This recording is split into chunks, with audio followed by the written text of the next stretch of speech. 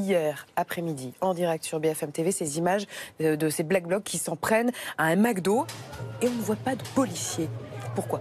Et c'est tout simple parce que ça n'est pas la doctrine d'emploi des forces de l'ordre, aussi bien les compagnies de CRS que les escadrons de gendarmerie, d'intervenir et d'être au contact des manifestants dès le début d'une manif. D'ailleurs, on leur demande, en termes d'image, de ne pas se présenter près de la manifestation. Ils restent à proximité et ils interviennent si des débordements se produisent. Au moment où les débordements, mais au moment où les débordements se produisent à ce moment-là, les policiers ne sont pas encore au contact des manifestants. Ils vont y venir. Ils vont venir au contact des casseurs, pas des manifestants, pour les isoler dans un premier temps, les isoler des manifestants pour protéger les manifestants. Et ensuite, évidemment, le matériel va prendre, c'est ce qui s'est passé hier, c'est aussi ce que dit le ministre de l'Intérieur, mais dans des termes qui sont peut-être pas très rassurants, où il n'explique pas la doctrine qui est importante. Il n'y a pas eu de victimes. Le matériel, eh bien écoutez, les assurances vous rembourser, même si ça nous choque.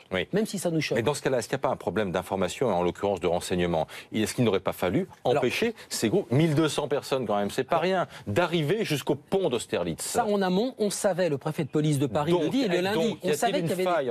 Alors, c'est difficile de les empêcher d'entrer parce qu'ils arrivent, vous savez, les Black Blocs, c'est pas une histoire qui remonte à hier. Les Black Blocs, ça remonte aux années 80. Ce sont des gens qui sont parfaitement organisés, qui arrivent par groupe de 2 ou 3, qui se désilhouettent, qui arrivent avec un blouson rouge, qui leur retourne, c'est un blouson noir. Le principe, c'est d'être en noir avec des cagoules, des masques. Donc, ils arrivent par petits groupes.